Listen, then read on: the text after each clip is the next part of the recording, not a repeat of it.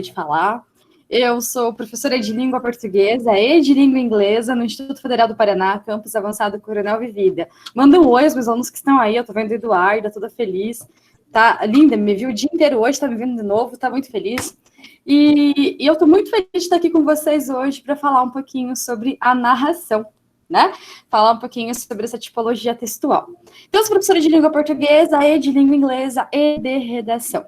Eu já trabalhei na UFPR também, né, meninas? Eu sou muito legal, né, meninas? É sim. E agora a gente tá...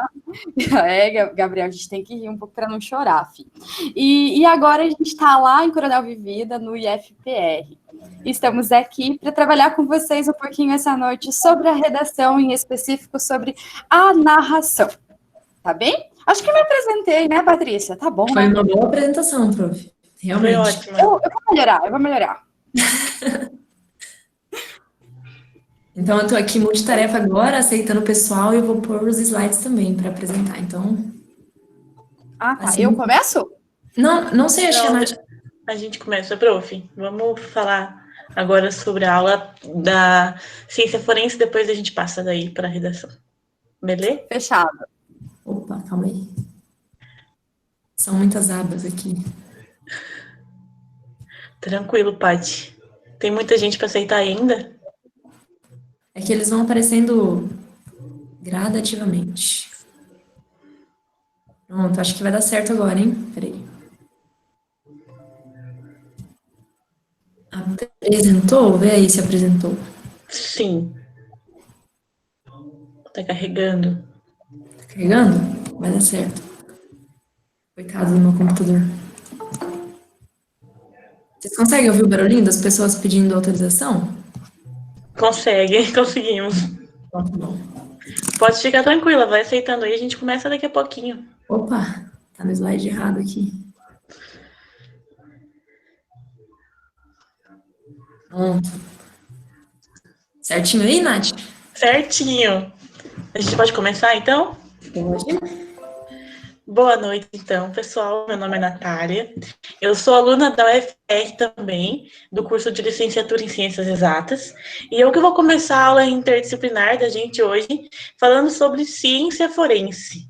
E eu gostaria de já combinar com vocês aqui no início, que a gente espera que vocês falem bastante com a gente hoje, porque essa aula ela é baseada em uma oficina que a gente já apresentou algumas vezes pela UFPR, mas como não está dando para a gente fazer essas oficinas agora, porque ela sempre envolve uma aglomeração de pessoas, a gente vai tentar apresentá-las para vocês agora como uma apresentação, só que durante a apresentação eu vou precisar da ajuda de vocês para a gente conseguir dar sequência aos passos aí dessa aula. Então, pode passar, Paty. Eu queria saber primeiro de vocês se alguém tem alguma ideia do que é ciência forense, se já conhece, se já participou alguma vez de alguma coisa que envolva ciência forense, para a gente já começar conversando. Então, se vocês quiserem abrir o microfone ou falar no chat, podem falar. Eu estou vendo aqui, deixa eu ler o que vocês estão falando. Porque eu estou vendo que tem algumas respostas. Minha ideia, não faço ideia, ninguém sabe o que é, então. Tranquilo, pessoal. É o seguinte, pode passar, Paty. A ciência forense, ela é um conjunto de métodos e técnicas científicas aplicadas para a resolução de um crime. Mas quais métodos e quais técnicas científicas, né? Hoje a gente vai tentar enfatizar principalmente as técnicas e as científicas do nosso curso, que foi o curso que foi baseado para fazer essa oficina, que é a matemática, química e física. Aqui a gente vai tentar trazer para vocês um pouquinho o que essas três áreas, que são tão distintas, mas que também são científicas, têm a ver com a ciência forense. Pode passar, Paty? Pode deixar toda a imagem que tem para aparecer nesse slide. Isso. A ciência forense, ela é também como uma área também de profissão. Existe o perito forense, que não é formado em nenhuma dessas coisas em específico, ele não precisa ser especificamente formado em matemática, ou em química, ou em física, ou em biologia, ou em só nessas áreas. Mas ele é um cientista que vai ter que coletar dados e evidências para tentar resolver um crime utilizando desses aparatos científicos e também utilizando de um olhar mais apurado, né, uma intuição que vai ajudar ele a resolver os possíveis problemas que podem aparecer nessa cena de crime ou no que ele está investigando ali, que precise do uso da ciência forense. Então, basicamente, ela é uma ciência que engloba diversas áreas, que vai trabalhar a criminologia, a matemática, a física, a biologia, a odontologia, a medicina, a psicologia, várias áreas que podem ir um pouquinho para esse lado da ciência forense e trazer informações que possam ajudar com isso. Então, a nossa ideia hoje vai mais ou menos trabalhando junto, todo mundo resolver uma cena de um crime. Pode passar, Paty. Eu estou vendo aqui os comentários de vocês. Pelo jeito, vocês estão gostando do tema, então eu vou pedir que vocês falem mesmo com a gente, porque vai ser bem legal se vocês ajudarem a gente agora, tá? A proposta da aula de hoje, então, ela é realmente desvendar uma cena de crime. Eu vou apresentar para Mia chegar logo nos professores, porque eu não vou brotar Sabrina. Sabrina tá em casa criando as filhas dela. Eu tenho alguém falando, mas eu não tô conseguindo entender o que tá falando. Não, professora, pode progredir. Era só a Amanda que deixou o microfone ligado. Ah, tá, tudo bem, tudo bem. Então, o seguinte, a nossa aula de hoje ela vai ser o seguinte, eu vou apresentar para vocês, inicialmente agora, alguns dados de uma cena do crime. Quais são esses dados? Eu vou tentar apresentar para vocês a história da vítima, a história dos envolvidos da vítima, um pouco da cena do crime que a gente tentou montar ali, meio que desenhada, porque antes a gente ensinava, e com a ajuda de vocês a gente vai tentar resolver o que aconteceu ali naquele local, tá bom? Eu vou já começar a apresentar isso para vocês, e eu gostaria que se vocês tivessem papel, caneta aí perto de vocês, vocês já peguem para vocês ir anotando as coisas que vocês ouvem, porque isso vai ser muito importante no final, na hora de vocês tentarem adivinhar quem foi o responsável pelo crime que aconteceu, tá? Então, o objetivo principal de vocês é desvendar um crime hoje, então vocês têm que ficar muito, muito atento às informações que a gente vai passar para vocês, tanto as informações científicas, quanto também a intuição de vocês, porque nós vamos apresentar, por exemplo, relatórios do que as pessoas falaram, sobre o que elas viram, e a gente sabe que algumas pessoas podem aumentar alguma coisa, diminuir alguma coisa, ou pode se tornar suspeita, ou você já pode descartar que essa pessoa é suspeita, e tudo isso vai depender um pouquinho de como que vocês vão analisando tudo isso, tá bom? Pode passar, Paty. Deixa eu ler os comentários. Vocês provavelmente vão prender a pessoa errada. Seguinte, pessoal, eu vou começar a contar então agora.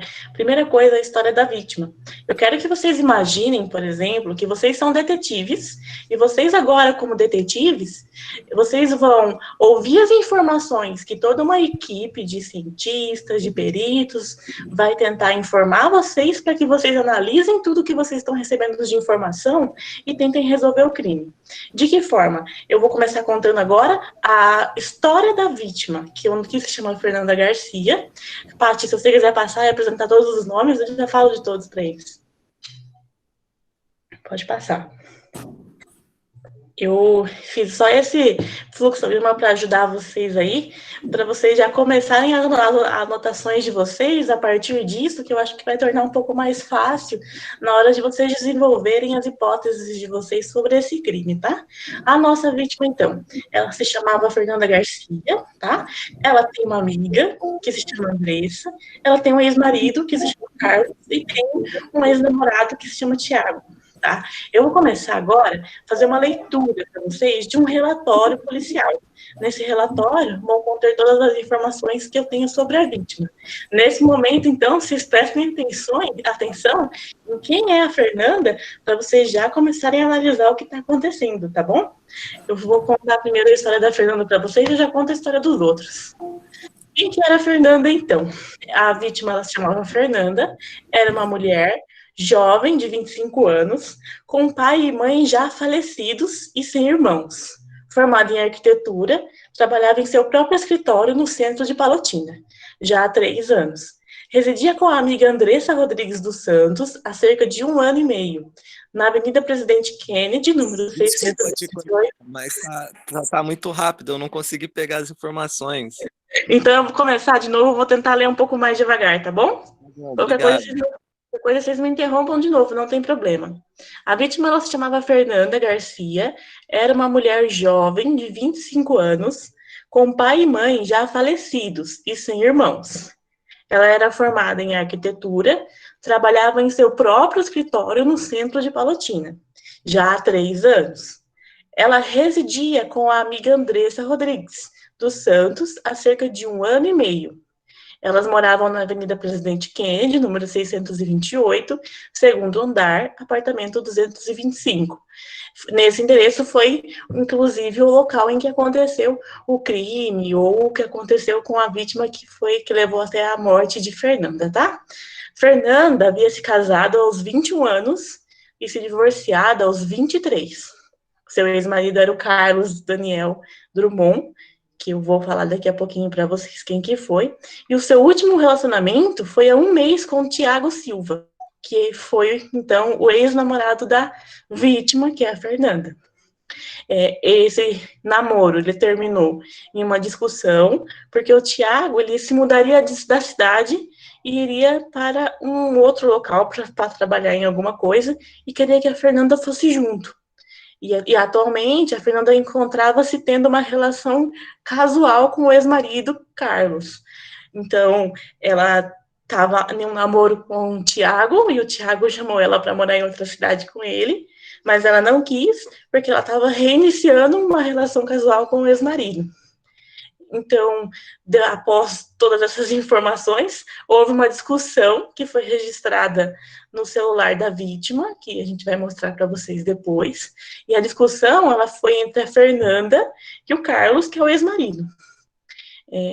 Onde eles discutiam muito sobre o fato do ex-marido ter uma outra relação com uma outra mulher, ou seja, é um pouco confuso, porque a Fernanda, ela namorou o Tiago por um tempo, aí ela voltou a ter uma relação casual com o ex-marido, mas o ex-marido também tinha uma outra relação, tá? É isso que a gente está tentando dizer agora.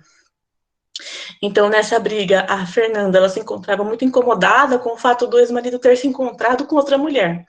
Durante a discussão, o ex-marido foi por diversas vezes agressivo verbalmente e despreza a opinião da Fernanda, e a conversa termina com ela sem uma resposta final de Carlos. Deixa eu voltar aqui para eu ver a cara de vocês, para ver se vocês entenderam o que eu quis dizer. Eu não sei se vocês entenderam mais ou menos qual que é a história da Fernanda, tá? Mas eu espero que sim, que vocês tenham anotado, porque essas informações são importantes. A gente vai mostrar essa conversa que a gente cita aí no WhatsApp para vocês daqui a pouco, no meio dos depoimentos dessas pessoas, e eu vou contar agora a história da Andressa Rodrigues, que é amiga da Fernanda, tá? Eu tô vendo os comentários de vocês aqui, é um rolo grande mesmo. Tá legal, pessoal. Eu vou falar agora a história da Andressa Rodrigues. Só vou dizer quem ela é para vocês saberem mesmo quem que ela é, tá? A Andressa, então, ela tem 21 anos. Ela é estudante do 3º ano de computação na UFPR e possui um namorado chamado Marcos. Ela trabalha na secretaria da própria Universidade Federal, das 1h30 da tarde até as 6h30. E ela mora com a Fernanda há cerca de 1 ano e meio. Ela tem uma relação de amizade não tão forte com a vítima, que é a Fernanda, então elas moram juntas, mas não são tão amigas, mas elas possuem uma boa convivência, e a Andressa também não possui irmãos, e os pais dela moram em São Paulo, onde ela vai visitar a cada 2 meses. De relato aqui, o que a gente tem ainda é que em casa, a Andressa, ela passa a maior parte do tempo estudando no quarto, sem muita interação com Fernanda, tá? Então, de início, o que a polícia conseguiu reter de informações sobre a Andressa são essas informações, tá bom? Eu vou contar, deixa eu ver quem que é o próximo aqui, é o Carlos. Eu vou contar também agora para vocês quem que é o Carlos, que daí seria o ex-marido da vítima. O Carlos, ele possui 28 anos, é empresário, dono de uma loja de materiais de construção. Ele foi casado por aproximadamente 2 anos com a Fernanda, entre os seus 24 e 26 anos, e estava 2 anos solteiro. E a justificativa para o fim do casamento do Carlos com a Fernanda era que eles tinham muitas discussões devido a Carlos ter práticas que ele não abandonou no casamento, como, por exemplo, sair várias vezes com amigos e passar muito tempo fora. Então, eles brigavam muito por conta disso. Ele justificou que o casamento aconteceu por pressão dos pais dele e que eles queriam que eles tivessem filhos. Então, eles se casaram, só que por iniciativa do próprio Carlos, depois de 2 anos, eles se separaram porque ele viu que não conseguia mais manter a relação, tá? Bom, eu já contei a história da Fernanda, já contei a da Andressa, já contei do Carlos, então eu vou contar agora a história do Tiago, que é o ex-namorado, tá? Vou contar para vocês quem que ele foi. O Tiago, então, possuía 27 anos, ele era engenheiro civil, não tinha emprego em Palotina, mas ele tinha uma proposta de trabalho em Belo Horizonte. Com os pais e uma irmã residentes em Palotina, ele teve uma relação com Fernanda durante 7 meses. Então, o Tiago, ele era formado em engenheiro, só que ele não tinha emprego em Palotina e ele queria ir para Belo Horizonte para trabalhar lá. Que foi quando ele chamou a Fernanda para ir junto, mas ela não quis, teve daí o término. Eles ficaram juntos por 7 meses. O Tiago, ele tinha uma relação amorosa com a vítima em que eram muito felizes. Porém, ele era um tanto possessivo em relação a Fernanda, criando laços muito profundos em pouco tempo. Fernanda possuía algumas dúvidas por ainda ter sentimentos pelo ex-marido, o que a levou a não aceitar a ideia de ir para o Belo Horizonte com o Tiago, chegando daí ao término da relação. Pessoal, deixa eu ver o que vocês estão escrevendo. Tem gente que acha que é a Andressa, tem gente que acha que é o Tiago, deixa eu ver o que mais. Pessoal, até agora, vocês conseguiram entender o que eu contei de cada um dos personagens? Se vocês não tiverem conseguido, vocês podem me perguntar, que daí eu já tiro a dúvida de vocês agora. Tem hora do... O Carlos, ele tem 28 anos, certo? Aham. E ele casou com a Andressa com 24. com 24. 24 E ele terminou com ela há 2 anos? Isso, ele terminou com ela, ele tinha 26 e agora, atualmente, ele tem 28. Entendeu? Ah, sim, Ficou 2 anos entendi. casado e 2 anos solteiro. Beleza. Mais alguma dúvida, pessoal, sobre a história deles? Quem era cada um? Ah, tem gente que acha que é a Andressa. Pode passar, Paty? Não lembro mais o que é. Ah, tá. A sequência é a cena do crime. Essa daí, então, é a casa da Fernanda, tá? Eu queria que vocês olhassem bem atentos agora para essa cena do crime. A gente não conseguiu colocar ela como personagem, mas a gente colocou o desenho dela ali, tá? E eu queria que vocês olhassem para essa cena do crime agora. Eu não consegui fazer ela maior, tá? Esse foi o tamanho maior que coube no slide. E eu queria que vocês anotassem aí, prestassem atenção, o que vocês veem de diferente, o que pode ser suspeito nessa imagem, para vocês já tentarem depois resolver esse crime. Se alguém quiser fazer algum comentário, a gente já vai anotando também o que vocês conseguem descobrir aí. Já verifiquei a bolsa dela debaixo de uma parada ali da cadeira, né? Cadeira, aham. Depois tem um chinelo Havaianas ali também, perto da porta, não sei. Tem, galinha havaiana, todo brasileiro tem que ter o seu. Tinha que ver o Não pé, sei né? se são 2 pratos ou 2 copos, mas significa que 2 pessoas comeram ali, ou se alimentaram, sei lá. É para serem copos, mas é isso mesmo. Tem 2 copos ali. Garrafas jogadas, a Andressa falou ali no chat. O Gabriel perguntou como é aquela garrafa geral muito bêbado, A né? garrafa cinza, Gabriel, é para simbolizar uma garrafa de bebida mesmo, tá? Qualquer bebida. Então, é só uma garrafa de bebida. As bebidas no chão me fazem pensar no marido. Tem uma mancha preta no sofá, não sei se é mancha. Olha só que olhares clínicos, muito bom. Paty, passa para eles verem o que a gente anotou de evidência. Tem alguém que quer falar? Pode falar. Não? A gente também anotou algumas evidências, tá, dessa cena do crime. E aí eu vou falar ali elas para vocês, mas acho que vocês já conseguiram identificar. Um copo com ferimento, um corpo com ferimento na cabeça, isso daí ninguém falou, mas tá óbvio, né? Foi um topo feio mesmo. Copos de bebida jogados na sala, objetos jogados na sala, algumas digitais, sangue, líquido derramado, que é aquela garrafa cinza ali com alguma coisa derramada, que é alguma bebida, revistas, utensílios de sala, e eu acho que vocês não enxergaram, mas é para ter uma pegada ali no tapete, também tem um pedaço dela ali no sofá, alguém identificou uma mancha no sofá. Óbvio que as digitais a gente não ia conseguir ver agora, né? Mas a gente consegue deduzir que elas estão ali porque tem os copos. A Andressa acha que ela morreu sozinha. É uma possibilidade, ela pode ter caído sozinha, ela bebeu bastante. Pode passar, Paty. Se alguém quiser, a gente volta depois da cena do crime, vocês podem olhar de novo, tá?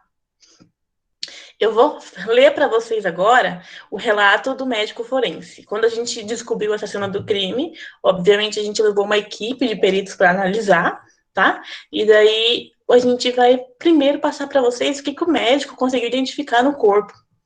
O corpo encontrava-se com ferimento na cabeça, devido à queda e impacto com a mesa de centro do local.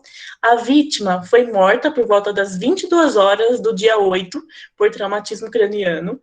O corpo possui sinais leves de impactos nos braços e pernas. Possivelmente houve uma briga com alguns empurrões. Há também teste positivo para bebida alcoólica estágio nível 5, que provoca mudança de personalidade e visão dupla. E debaixo das unhas da vítima encontrava-se fragmentos de pele devido a possíveis arranhões no possível agressor. Que pode ser que existiu ou que não existiu, né? Esse, então, é a primeira análise que a gente tem, tá? Científica, que é do médico forense, que poderia ser de um médico realmente formado em medicina, poderia ser de um biólogo, tá? Depende muito da área que a pessoa estudou, mas a área forense, ela tem várias ramificações e conseguem chegar aí nos peritos, tá? Que são bem interessantes. Deixa eu ver o que vocês estão falando aqui. Uma pergunta. Pode falar. Quando você estava descrevendo a Andressa, falou que os pais dela moravam em São Paulo, que ela ia visitar eles a cada 2 meses. Isso. No dia do assassinato da Fernanda, ela estava em casa? Ela vai falar isso daqui a pouquinho. A gente, com certeza, se a gente pudesse apresentar isso como oficina para vocês, vocês iam poder conversar com cada um dos envolvidos e fazer as perguntas de vocês. Como vocês não puderam, porque a gente teve que apresentar isso como uma aula, nós mesmos fizemos um relatório e uma investigação e fizemos perguntas para essas pessoas e elas responderam. Uma dessas perguntas foi onde estava a Andressa na hora do crime e ela vai contar daqui a pouquinho para vocês, tá bom? Mas ela estava trabalhando de acordo com ela. Pode passar, Paty. Agora é a hora que vocês vão ouvir exatamente o que vocês estão me perguntando, que são os depoimentos dos envolvidos, tá?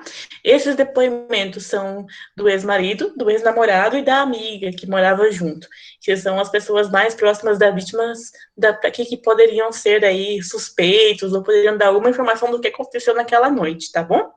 E já vamos responder a pergunta da Andressa, que vai estar aí nesses depoimentos. A Mônica vai conversar com vocês agora e vai contar cada um deles. Boa noite, pessoal. Não sei se todo mundo me conhece, mas quem assistiu às últimas aulas interdisciplinares, eu já apresentei. Mas, para quem não me conhece, meu nome é Mônica e eu sou estudante de Ciências Biológicas da UFPR.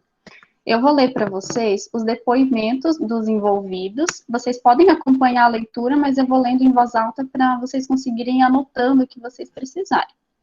Eu vou começar com o depoimento da amiga, que é da Andressa. Andressa afirmou estar entre as 19 e as 23 horas com seu namorado, que confirma sua história, na casa dele.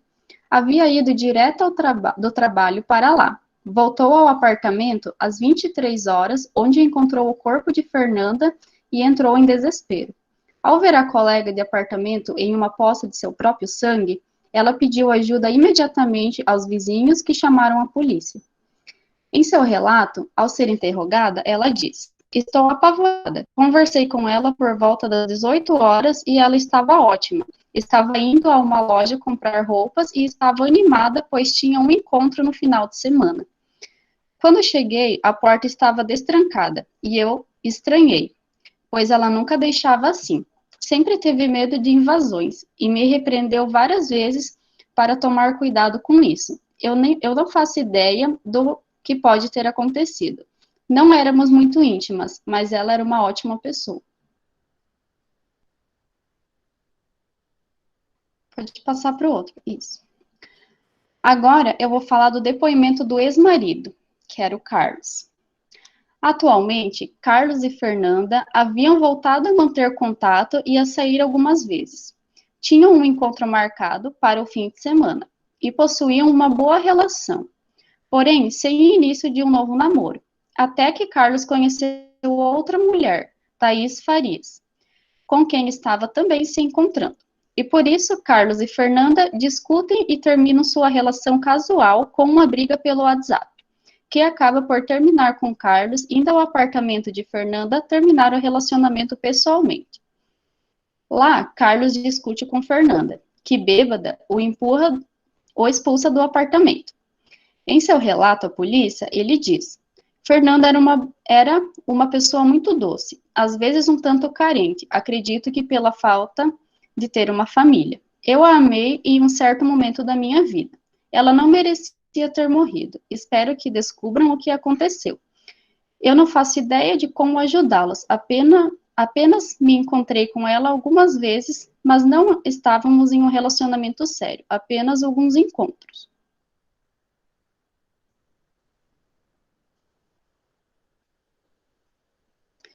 Então, essas aqui são as evidências encontradas no celular da vítima. Natália, eu não consigo ler. Calma aí, deixa eu te ajudar, que qualquer coisa eu abro aqui no meu computador, que eu tenho elas. Mas essa conversa é uma conversa entre a Fernanda e o Carlos, depois que ela descobriu que ele estava com outra pessoa, tá? Naquela foto que ela manda para ele ali, ela tirou uma foto dele com essa outra pessoa, que seria essa Thaís, e aí ela tenta conversar com ele sobre isso. Ela diz o seguinte, ali no início, acho que eu consigo ler tudo: "Onde você está?" Aí ele responde: "Eu estou em casa e não estou muito legal hoje." Aí ela fala: "Mentiroso, acabei de vir do centro, vi você com aquela piranha, você disse que tinha acabado tudo, me fez terminar com o Thiago." Lá tá escrito Roberto, mas é Thiago, porque eu mudei o nome dos personagens em um momento da dinâmica ali. "Eles gostavam de mim, ele gostava de mim, e você me fez terminar com ele." Então ela ficou brava ali, e fala que ele foi o culpado do término dela e agora tá com outra pessoa. Aí ele fala pra ela: "Você tá louca, eu tô na minha casa." E ela fala: "Você acha que eu sou otária?" E manda a foto que ela tirou deles juntos, né? Ela fala: "Se você acha que vai ficar assim, está enganado. A sua namoradinha vai saber do nosso lance nos últimos dias." Então ela ameaça contar pra Thaís que ele estava com ela. Aí ele fala: "Fernanda, cala a boca, não se mete na minha vida, não te prometi nada, você foi fácil." Aí ela fica muito brava e fala: "Desgraçado, fui muito burra em acreditar em você de novo. Fomos casados e você não respeita nem isso. Eu odeio você, eu vou acabar com a sua vida. Começando por contar para sua namoradinha que nos últimos dias era na minha casa que você estava." E aí assim termina a resposta e ele não responde mais ela. Pode passar, Paty. Obrigada, Natália. De nada. Agora, eu vou falar sobre o Carlos ao ser questionado pela conversa pelo WhatsApp. Ao ser questionado pela discussão no WhatsApp, vocês não podem desconfiar de mim só baseados em uma conversa. Ambos estávamos com raiva. Ela queria me cobrar algo que não tínhamos e me exaltei. Eu fui ao apartamento dela por volta das 20 horas. Foi muito rápido, apenas para terminarmos definitivamente com os encontros que tínhamos, porque ela ameaçou meu relacionamento com a Thaís, namorada da foto tirada por Fernanda. Mas cheguei lá e ela estava bebendo. Até me deu um copo, mas não bebi. Apenas deixei claro o fim dos nossos encontros e pedi para que ela não aparecesse mais, e ela me expulsou. Não toquei nela. Logo depois, me encontrei com Thaís, que confirma a história. Ela pode confirmar. Fomos à pizzaria Forneto por volta das 20h40.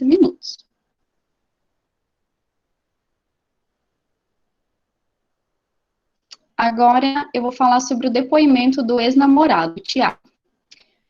Tiago contou que não desistiu de procurar Fernanda pelas semanas seguintes do término. Sem sucesso, ele até foi para a casa de Fernanda no dia 8 de maio, por volta das 21h, onde o porteiro o questionava pela visita, pois um outro homem já havia visitado Fernanda 1 hora antes, deixando Tiago enfurecido pela possibilidade de ser Carlos. Em seu relato à polícia, ele diz: conta como foi a relação e o motivo do término. E quando questionado sobre ir ao apartamento, ele diz: eu estive no apartamento por volta das 21h. Só discutimos um pouco, pois suspeitei que o ex-marido tinha estado lá. E sei que ela sempre foi apaixonada por ele, então fiquei nervoso. Eu tinha esperanças dela voltar para mim. Ela estava bêbada e não falava coisa com coisa. Até tentou me bater achando que eu era o ex-marido e eu tive que segurá-la. Após isso, eu fui embora. Era umas 22h. Ele continua a negar que a machucaria de propósito, mas após a insistência dos investigadores e evidências apresentadas, como a pegada correspondente a ele na hora do crime, ele admite que tiveram uma briga e tê-la empurrado. Diz que apenas saiu com muita raiva, sem olhar para trás, e dirigiu por algumas horas. Agora, os depoimentos dos vizinhos e do porteiro. Os vizinhos que foram chamados pela Andressa ao encontrar o corpo relataram que ouviram por 2 momentos discussões no apartamento onde Fernanda parecia irritada, mas não sabem informar o horário. O porteiro relata a visita de 2 homens ao prédio que deram o número do apartamento de Fernanda para subir. Um seguido do outro, umas 20h e outras 21h.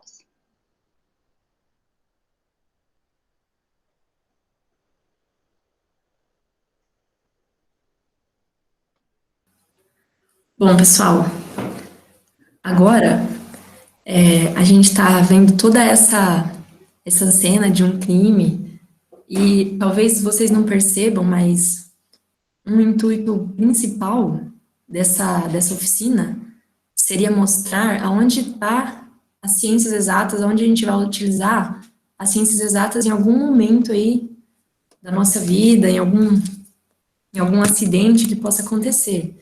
Então, vocês estão conseguindo ver a imagem, né? Acho que sim. Então, como a Natália já havia falado anteriormente, agora a gente vai utilizar a questão dos laboratórios para mostrar evidências científicas através das ciências exatas mesmo. Então, como a Natália tinha falado anteriormente, a ciência forense, ela é uma área interdisciplinar que envolve a física, envolve a biologia, a química, a matemática e muitas outras ciências também que estão aí na fronteira e que muitas vezes ajuda a desvendar algum mistério, algum crime, resolver algum problema. Então, muitas vezes, a gente percebe que dentro da ciência forense, por exemplo, é utilizada a física, é utilizada a química, é utilizada a matemática, mas não sabe qual o conteúdo da física, qual o conteúdo da matemática é utilizado ali. Eu falo, eu sei que eu vou utilizar a física para eu resolver algum problema da ciência forense, mas qual parte da física eu vou utilizar? Então, essa oficina, ela vem para nos mostrar isso. Ela vem mostrar qual aplicação, qual conteúdo pode ser utilizado para resolver um problema. Então, a gente pode pensar, ignorar por um momento esse acidente que aconteceu aí, e a gente vai pensar onde vai utilizar a ciência forense. Vamos supor que a gente está andando aí de carro na rua. Eu estou indo na minha preferencial aí, por exemplo, e como é a minha preferencial, eu estou na minha velocidade correta, eu vou continuar seguindo e um carro fura a preferencial e colide comigo. Então, um perito forense, ele vai analisar através de uma equação que pode ser simples na física do ensino médio, através de um um cálculo do ensino médio mesmo, ele consegue analisar ali a velocidade que aquele carro estava, se aquele carro estava numa velocidade compatível com a via. Então, o intuito principal aqui dos laboratórios e de tudo é mostrar qual a área de cada ciência que está sendo utilizada na ciência forense para ajudar a resolver um problema. Então, aqui no nosso caso, o objetivo da ciência forense aqui nesse relato que a gente está vendo é dar um suporte às investigações que são relativas aí à justiça civil ou também à justiça criminal. Então, a ciência forense, ela vem do latim com um significado de respeitante ao fórum judicial, ou seja, é aquela ciência, aquele que ajuda os tribunais a cumprir a difícil missão de fazer justiça, que hoje em dia é bem complicada essa questão aí de fazer uma justiça, né? Como todos nós sabemos aí, ouvimos na TV muitas coisas. Então, ela vem para confirmar autorias de crimes ou também descartar alguns envolvimentos de suspeitos. E também tem toda essa questão do trânsito também. A ciência forense, ela também trabalha muito nessa questão de acidentes de trânsito. As técnicas que são empregadas aí na ciência forense, elas permitem que seja possíveis identificar com certa precisão se uma pessoa esteve ou não na cena do crime, se uma pessoa praticou ou não praticou certo delito, praticou uma infração de trânsito. E há casos também, eu vi que vocês tinham comentado ali no chat, que ia aparecer um CSI e tudo mais. Há casos que são utilizados testes de DNA, mas aqui no Brasil parece que o negócio não funciona muito bem assim, então não é igual a gente vê nos seriados de TV nos Estados Unidos. Os casos de teste de DNA aí são mais, normalmente, para comprovar uma paternidade, né? E também há outras questões onde a ciência forense analisa a autenticidade de obras de arte, que também não é comum de nós vermos, mas acontece, e análise de documentos também. Isso, sim, é bem comum para analisar a veracidade de documentos. Há casos que são utilizados também até para analisar a adulteração de combustíveis. Então, aí também pode ser uma cena criminal, né, adulteração de combustíveis, e isso, tudo que a gente fala, como eu já tinha dito, parece muito com essa questão do CSI, e, na verdade, tudo isso, essa ciência forense, ela ganhou uma popularização mesmo com a chegada dos seriados do CSI, porque muitas dessas técnicas, elas já existiam há praticamente no século XIII, já existiam essas técnicas de ciência forense, mas não eram iguais são hoje, né? Hoje tem muito mais essas questões da tecnologia para desvendar algum problema aí, mas antigamente, no século XIII, ela já havia tomado um rumo aí, principalmente para definir a morte de uma pessoa, por exemplo, se foi por afogamento ou por estrangulamento, alguma coisa assim. Então, a técnica, ela não é recente, o que é recente é a questão da tecnologia, mas a ciência forense, ela já existe há muito tempo. É muito interessante a gente lembrar isso. E agora, quando a gente realizava essa oficina pessoalmente, que fala, não sei, ao vivo lá com o pessoal, a gente apresentava alguns laboratórios. Aqui a gente está vendo o laboratório de física. No laboratório de física, a gente iria mostrar alguns álibis para as pessoas, porque o intuito é, através da ciência, eles conseguirem desvendar o mistério, é utilizar mesmo a ciência, aplicar a ciência. E aqui a gente conta com a ajuda de um programa que se chama Tracker. Esse programa, ele é um software, eu não sei falar software, gente, sou ruim no inglês, mas é mais ou menos isso aí. É um software gratuito. Obrigada. E ele possui muitas funcionalidades, então qualquer pessoa aí pode baixar. Inclusive, há um tempo atrás eu tinha ele também no meu computador para auxiliar nas aulas de física. Então, é um software gratuito e com muitas funcionalidades na área da física, principalmente, e dentre elas, a principal e que a gente utiliza aqui para desvendar esse problema é a análise de vídeo. Então, eu não sei se todos sabem, mas isso é uma coisa muito importante da gente saber. Um vídeo, ele nada mais é do que uma sequência de imagens, que são denominadas, mais uma palavra em inglês, frames, que são quadros. Então, é uma sequência de quadros. Para a gente ter uma ideia assim mais prática, as televisões normais, elas apresentam vídeos na taxa de 60 frames por segundo. Então, a cada segundo, são 60 quadros ali de fotos que vão aparecer por segundo. E os aparelhos mais modernos, aí, isso aí pode ser 120 frames por segundo. Então, a videoanálise, ela utiliza dessa estrutura, desse programa tracker, ou dessa estrutura de análise de vídeo, para examinar os vídeos. Então, basicamente, o software, primeiramente, ele vai apresentar um frame por vez. Então, em cada um desses frames, desses quadros, é possível a gente destacar alguns aspectos que são importantes. Algum fenômeno importante, alguma coisa que pode auxiliar para a gente identificar alguma coisa e resolver o problema. Então, por fim, esse programa também, o Tracker, ele, como eu disse, ele tem muitas funcionalidades. Então, ele pode até construir gráficos com algumas variáveis que são escolhidas pelo usuário. O usuário, ele pode querer fazer um gráfico ali de tempo por velocidade, ele consegue utilizando o Tracker. Mas, nesse caso, esse aplicativo, ele vai ser utilizado aí para desvendar esse crime, para verificar o álibi que o Carlos apresenta. Então, o Carlos disse que esteve na casa de Fernanda às 20 horas, às 8 horas da noite. E depois, às 20h30, ele estava na pizzaria. Então, através desse programa, a gente verifica aí como que foi o álibi do Carlos e confirma, realmente, foi isso que aconteceu. Depois a gente segue para o laboratório de física, de matemática, perdão.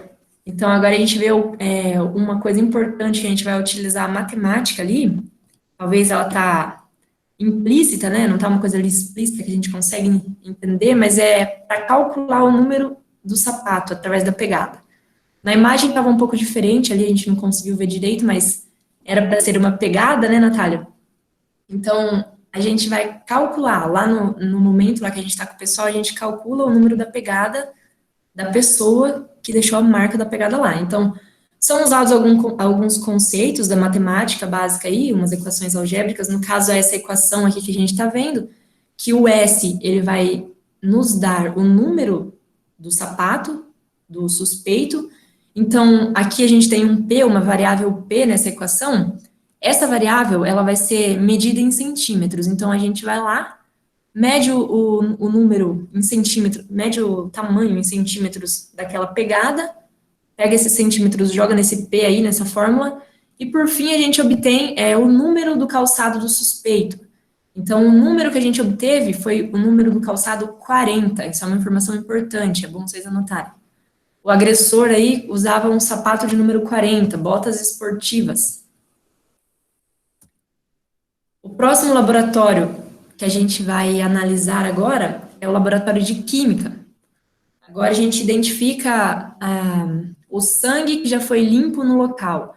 Então, também nas séries, é bem comum a gente ver essa questão de analisar um sangue que estava lá no local. Então, a gente tem alguns materiais que são importantes para realizar essa análise. Os materiais utilizados, basicamente, é o pó de luminol, bicarbonato de sódio, água destilada, o peróxido de hidrogênio, um borrifador para depois borrifar toda essa mistura nos locais e conseguir descobrir onde está o sangue, e as luvas, que é importante o perito estar de luvas, né? Então, para a gente realizar esse experimento, vai ocorrer ali uma reação, um fenômeno químico, entre o luminol e o sangue. Ocorre um fenômeno que é chamado quimiluminescência. Eu não posso falar rápido aí, senão vocês não vão entender, né? Quimiluminescência. É um fenômeno químico entre o luminol, que é o pó de luminol, e o sangue. Ou seja, vai ocorrer ali uma liberação de luz por conta dessa reação química. A reação funciona assim: o luminol com o peróxido de hidrogênio, em um meio aquoso ali, ele vai necessitar de um catalisador. Então, pensa bem, a gente vai misturar o luminol com o peróxido de hidrogênio. Não é necessário, assim, a gente imaginar ali a fórmula química do peróxido de hidrogênio, do luminol e tal. É só para a gente entender como vai funcionar num todo, assim. A gente pega o luminol, mistura com o peróxido de hidrogênio. Para isso acontecer, para acontecer essa quimiluminescência, é necessário que haja um catalisador ali no meio, alguma coisa que vai fazer essa reação funcionar. No caso, o sangue, o próprio íon do ferro que está presente ali no sangue, na hemoglobina, ele que vai fazer, dar essa luz azul que vai liberar.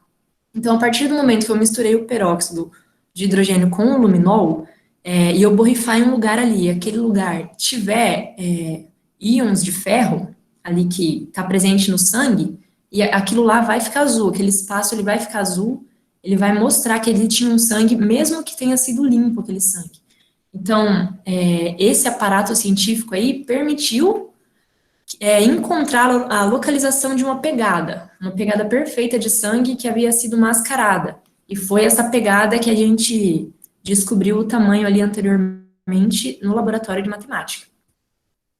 E o último experimento de química muito importante que a gente não poderia deixar de falar para vocês é essa questão da técnica de revelar a digital. Essa técnica de diodo aí de revelar a digital. Então, essa aqui é uma técnica bem legalzinha que até nas escolas pode ser realizada, ela parece ser bem interessante, o pessoal adora. Lá na hora que a gente estava fazendo, todo mundo queria tirar a digital. Então, a gente só precisa de uma vidraria ali, pode ser um becker, cristais de iodo, uma chapa de calor, alguma coisa para aquecer esse iodo, e uma pinça para depois pegar o papelzinho que vai estar ali dentro da vidraria com o iodo. Para acontecer essa reação, para a gente conseguir essa evidência, ocorre um processo ali de sublimação do iodo. Vocês lembram, né, ainda bem que vocês lembram o que é a sublimação, que é a transformação do estado físico para o estado sólido. Então, é a transformação física do estado sólido diretamente para o estado gasoso ali. Essa é a base da técnica da sublimação. Vai acontecer uma transformação física. O iodo, ele estava sólido, ele vai continuar sendo iodo, mas só que vai ser no estado gasoso. Essa mudança toda aí vai ocorrer com um processo de adsorção de calor. Então, a chapa vai esquentar, ó, que interessante essa frase. A chapa vai esquentar, o iodo, ele vai começar a evaporar ali. Então, a partir do momento que eu tenho um papelzinho, que eu tirei a digital, esse iodo que está sofrendo esse processo de sublimação ali, ele está evaporando, ele vai grudar, esse pozinho do iodo, ele vai grudar nas partes que tem óleo ali. Que, por exemplo, quando a gente fazia esse experimento da digital, o pessoal pegava o polegar, passava no nariz, assim, em cima do nariz é um lugar onde tem bastante óleo, assim. Então, passava no nariz, então a digital da pessoa, ela ficava cheia de óleo. Aí ela pegava o dedo, passava no papel. Então, a marca da digital, a gente não consegue ver no papel, só que no papel tá todo marcado com o óleo da nossa digital. Ao colocar esse papel com o óleo da digital em cima do iodo, esse iodo vai grudar nesse óleo, então vai desvendar ali a digital da pessoa. Então, ocorreu todo esse processo aí, encontraram a digital da pessoa e permitiu que as digitais que fossem encontradas foram identificadas, e eram identificadas as digitais do Carlos e do Rodrigo, mas também, não é Rodrigo, é Tiago, do Carlos e do Tiago, mas também as digitais da amiga, que também morava na casa. Então, a gente tem uma lista aí de evidências, um corpo da vítima, com traumatismo craniano, digitais nos copos, que foram tiradas ali no processo de sublimação do iodo, né, de Tiago e de Carlos, não tem sinal de arrombamento, então a vítima provavelmente deixou entrar, a pessoa que assassinou, há sinais de briga no corpo da vítima e na sala, há líquido no chão, que é bebida alcoólica, há sangue, que a gente descobriu ali com aquele processo do luminol, há pegadas no sangue de número 40, que a gente também descobriu com o auxílio ali daquela equação algébrica, há pele embaixo das unhas da vítima, há conversas entre Fernanda e Carlos no WhatsApp, e também identificação de Carlos e Tiago feitas pelo porteiro do prédio. Então, há essas duas suspeitas, e a análise feita por vídeo também, identificando o carro de Carlos no aplicativo Tracker. Então, a gente identificou que o álibi de Carlos era verídico. Ele estava na hora e no local que ele disse, no momento que ele falou.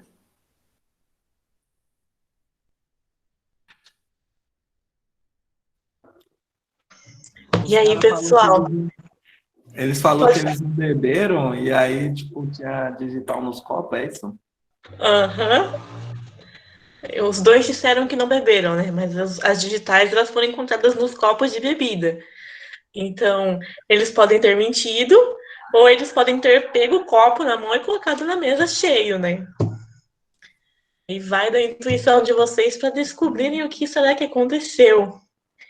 O que vocês acham que aconteceu? Eu gostaria que alguém me dissesse. Quem que vocês acham que é o responsável pela morte de Fernanda? É a Andressa? É o Tiago? É o Carlos ou é a própria Fernanda?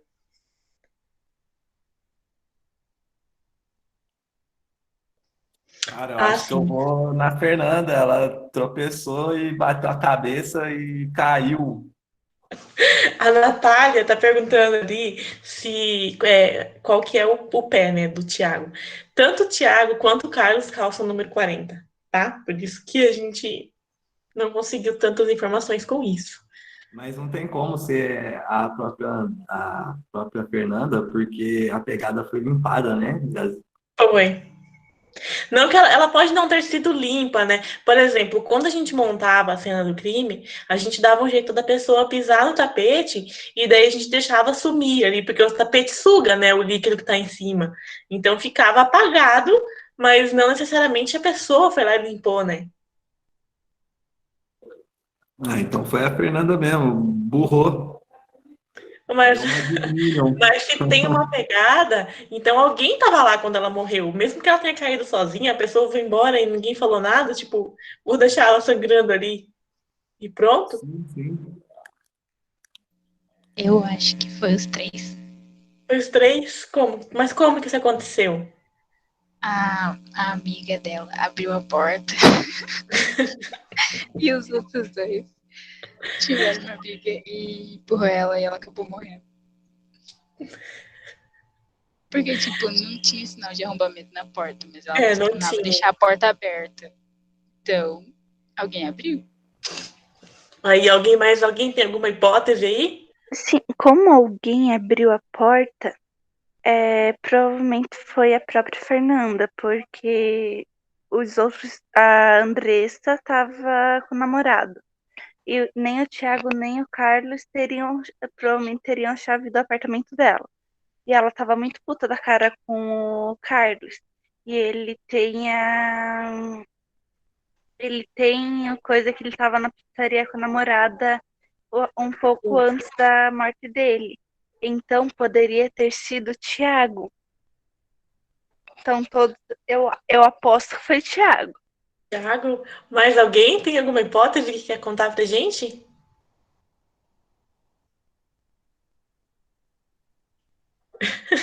Eu tô gostando. Eu gostei muito das teorias de vocês ali no chat. Achei muito legal, realmente. Vocês foram muito criativos. Pode falar, Caio. Foi o Qual que é a tua Ciano. teoria? Foi quem? Ciano, Among Us. E dos nossos três suspeitos ali, mais alguém acha que foi outra pessoa? Ou todo mundo acha que foi o Thiago? Todo mundo acha que ela caiu sozinha? Ó, a Eduarda, ela acha que foi o Thiago também. Eu vou Quem foi o revelar. último a sair do apartamento? Oi? Quem foi o último a sair do apartamento? De acordo com o porteiro, foi o Thiago. Então foi ele, pô. Não tá tão difícil da gente saber, né? Ainda acho que foi a Andressa. O Gabriel acha que foi a Andressa. O Atos também acha que foi o Thiago. A prof. Jéssica tá ali pensando, pelo jeito. A prof. Jéssica já deve ter descoberto, com certeza. Não foi a Andressa, então. Tá, legal. Vamos revelar, então, para vocês. Eu já vou passar o próximo slide ali. Pode passar, Paty. O que aconteceria se a gente estivesse lá na dinâmica, né? Se a gente estivesse, por exemplo, lá onde a gente montava a cena do crime, apresentava tudo para vocês e vocês faziam todas as análises, após vocês conseguirem ver tudo aquilo e analisar tudo, vocês poderiam falar com os suspeitos de novo e interrogar de novo. O que acontecia no final, geralmente, da dinâmica? As pessoas que conseguiam identificar que o Thiago era o mais provável de ter acontecido isso, iam tentar falar com ele de novo e falar, olha, nós temos todas essas evidências evidências de que você estava lá na cena do crime, que você estava lá na hora da morte. Então, ou você confessa, ou a gente vai continuar investigando e vai te prender e você vai se lascar lá na prisão, né? E isso acontecia realmente. As pessoas que participavam, elas eram muito ativas na hora de colher os depoimentos e faziam perguntas bem sérias e a gente tinha os personagens preparados para responder todas as perguntas mesmo. Então, era bem legal. Então, partindo do pressuposto de que a gente agora, depois de todas as informações, voltaríamos a falar com os suspeitos para a gente tentar investigar melhor agora, com mais informações científicas e comprovadas. Então, depois da gente investigar de novo com o Tiago, aí a gente vai conseguir descobrir que foi o Tiago. Eu vou ler para vocês o que aconteceria mais ou menos, mas foi o Tiago o responsável pelo que aconteceu, tá? O Tiago, ele agora conta que quando ela entregou o copo de bebida para ele bebeu um golinho e começou uma discussão com ela, que altamente alcoolizada, brigou muito com ele e arranhou ele, inclusive confundindo ele com o Carlos, porque ela estava muito brava com o Carlos por conta dele ter começado outro relacionamento, né? O Tiago, então, ele tem uma reação de nervosismo e ele empurra a Fernanda, que desmaiou ao bater a cabeça na mesa de centro. O Tiago, ele vai embora, rapidamente apavorado, sem ter certeza do que aconteceu, mas ciente de que a Fernanda perdeu muito sangue. Isso seria o Tiago ainda falando que ele não era responsável do que aconteceu, tá? Ele continua negando que machucaria ela de propósito, mas após a insistência dos investigadores e das evidências apresentadas, como a pegada correspondente com a dele e a hora do crime, ele admite tê-la empurrado e diz que apenas saiu com muita raiva sem olhar para trás e dirigiu por algumas horas. Isso é a mesma coisa que ele falou antes. Pode passar, Paty. Após as análises feitas na decorrência de todos os testes e os relatos dos interrogados, e confirmação de álibi, resultado forense, espera-se que os investigadores concluam que o Tiago é o responsável pela morte de Fernanda, que faleceu de traumatismo craniano, após ser empurrada por ele ao bater com a cabeça na mesa de centro de sua sala de estar.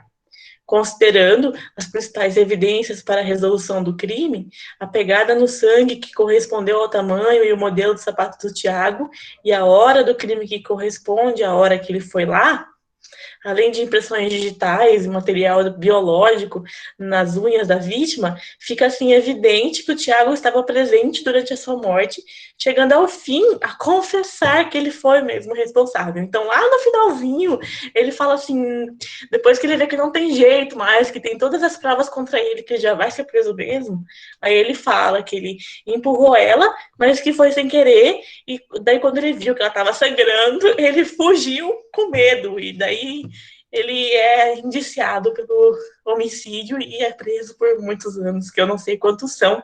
Se alguém aí fizer direito ou tem pretensões, pode contar pra gente já quantos anos ele ficaria preso, porque eu não sei, mas muitos, né, tomara.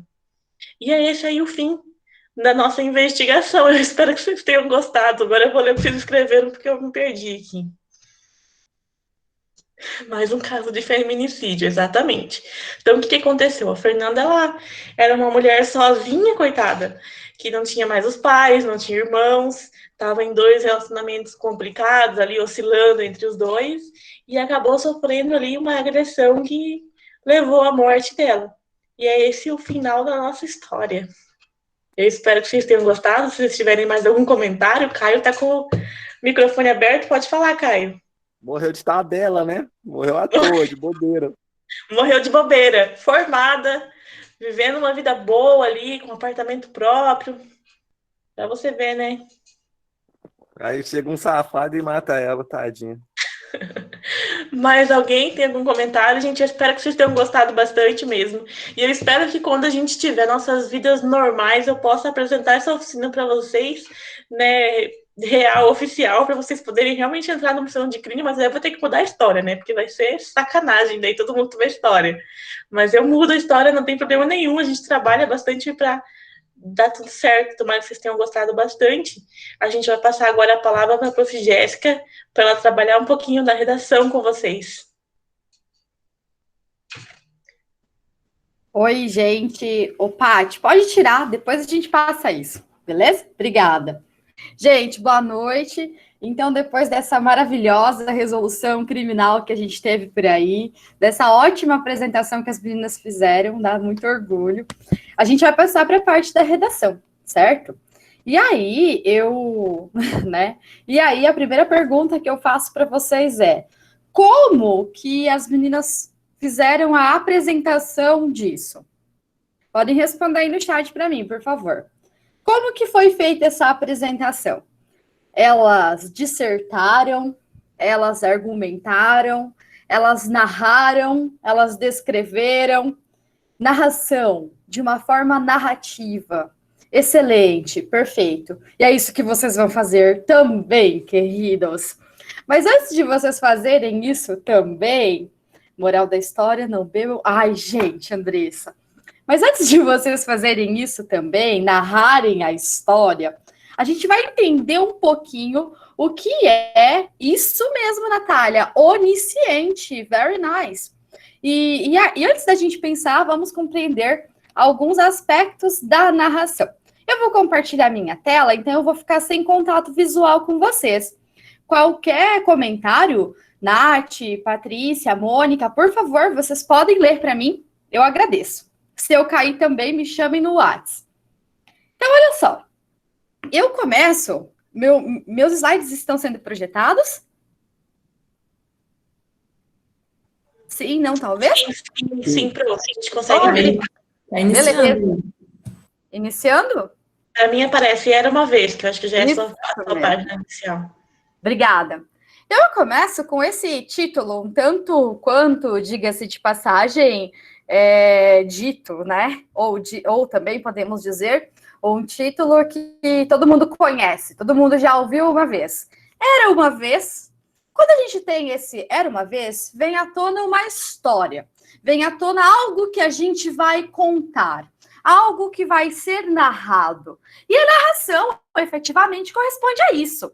Aquilo que vai ser contado, aquilo que vai ser dito, aquilo que vai ser explicitado, ou pela visão de quem participou, ou pela visão de quem observou. Então, a gente tem que ter essa ideia primária, certo? Era uma vez, contos de fada, e assim consecutivamente. Mas antes de qualquer coisa, antes da gente começar a nossa reflexão, eu gostaria que nós pensássemos e refletíssemos sobre texto. Quando a gente pensa em texto, nós temos três características que são imprescindíveis para uma boa elaboração e para uma boa compreensão textual. A primeira característica desse nosso texto é o tema. Então, qual é o tema norteador do meu texto? Você, candidato, que vai lá fazer a prova do vestibular, que vai lá fazer o Enem, primeira coisa que você vai ter que se ater é ao tema. Que tema que está pedindo? Está pedindo para falar sobre, sei lá, a morte da vaca? Está pedindo para falar sobre a canetinha rosa ou a canetinha roxa? Qual é o tema? Você pensando no tema, você consegue construir a sua argumentação. Então, quando a gente tem o texto, o primeiro ponto que a gente tem que pensar sobre é o tema. No caso do texto que vocês vão produzir, qual é o tema? O tema é toda essa investigação que aconteceu por conta da morte de quem? De Fernanda. Então, o tema não é a investigação, é a morte de Fernanda. E a partir da morte de Fernanda é que o texto vai ser construído. O segundo ponto do texto, que é imprescindível e é essencial a gente considerar, diz respeito à composição. O que é a composição, professora? É a estrutura. A composição é como a gente organiza o nosso texto. Os textos, eles têm estruturas, diga-se de passagem, mais ou menos fixas. Então, se a gente pega um e-mail, a gente sabe que é um e-mail. A gente pega uma receita, a gente sabe que é uma receita. A gente pega uma poesia, a gente sabe que é uma poesia pela estrutura, pela composição. Então, os textos, eles têm estruturas mais ou menos invariáveis, né? Mais ou menos fixas, que são padrões e que são seguidas. Então, quando a gente pensa, por exemplo, num texto dissertativo ou argumentativo, qual vai ser a composição desse texto? Né? Qual vai ser a estrutura desse texto? Geralmente uma introdução, um desenvolvimento e uma conclusão, certo? Quando eu penso, por exemplo, numa carta aberta, qual vai ser a estrutura desse meu texto?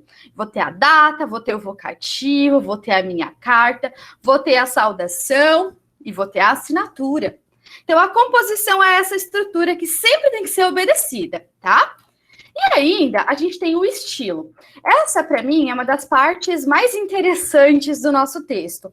Por quê? Porque o estilo vai variar muito de gênero para gênero, de texto para texto.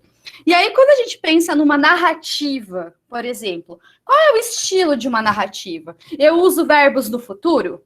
Eu uso verbos no presente? Eu uso verbos no passado? Eu vou utilizar advérbios de tempo? Eu vou utilizar advérbios de modo? O que eu vou utilizar? Então, o estilo de um texto corresponde efetivamente aos recursos linguísticos que eu vou ter, né, que eu vou poder utilizar, né, no decorrer da minha produção, no decorrer do meu texto. E aqui é interessante a gente pensar que cada texto também vai ter um estilo, né? Se eu pensar, por exemplo, um texto argumentativo, que palavras que eu uso para expressar mais grandemente e fortemente a minha opinião? Às vezes eu uso intensificadores, às vezes eu uso adjetivos não tão parciais, né? Às vezes eu uso expressões que remetem à manifestação da minha opinião. Se eu for pegar um outro exemplo, a receita, qual é o estilo da receita? Geralmente a receita inicia com um verbo no imperativo, faça isso, né? Coloque tal coisa, adicione 5 colheres e assim segue a vida. Então, gente, sempre pensem nessas 3 características base do nosso texto: o tema, a composição e o estilo. Elas dialogam, elas conversam entre si e elas estão presentes dentro do meu texto. Posso continuar? Alguma pergunta? Comentários?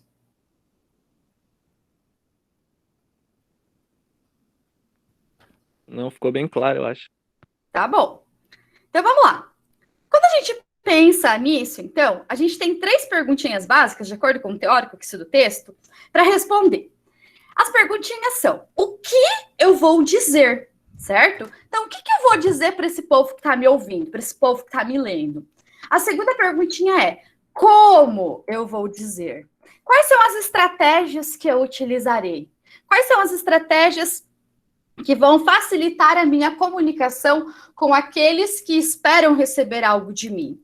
E a terceira perguntinha básica é: para quem eu estou escrevendo? Então, sempre pensem, quando vocês forem produzir os textos de vocês, na situação comunicativa, no contexto em que vocês estão produzindo, em responderem, em terem em mente essas 3 perguntinhas: o que escreverei?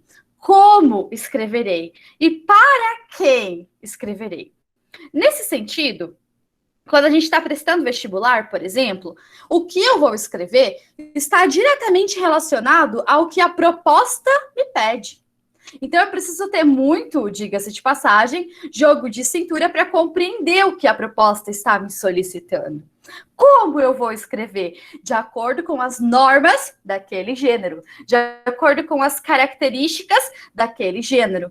E para quem eu vou escrever? No caso de um texto de vestibular, para a banca avaliadora, para os lindos professores de língua portuguesa. Então, assim, sempre pensem, no momento em que vocês escrevem, nessas 3 perguntinhas: sobre o que eu vou ter que falar? Como que eu vou ter que falar? E para quem que eu estou escrevendo? Como que essa pessoa vai receber o meu texto, né? E aí, gente, quando a gente pensa no vestibular da UFPR, a gente tem alguns aspectos que são avaliados, né? E é sempre importante a gente relembrá-los. Afinal de contas, é a partir desses aspectos que o nosso texto passa pela peneira, né? Então, olha lá, primeiro, fidelidade ao que propõe a questão, o que requer domínio de leitura de texto, que serve de base. Tá pedindo uma narração? Não adianta você fazer uma descrição, meu amigo. Tá pedindo uma narração. Organização global e coerência do texto. O texto precisa dialogar. Começo, meio e fim precisam estar num link só. Começo, meio e fim precisam falar a mesma língua, né? Você não pode começar falando da receita do miojo e terminar falando sobre a receita da torta de bombom. Você vai continuar na linha da receita de miojo, nem que seja uma receita de miojo, sei lá, a portuguesa, enfim.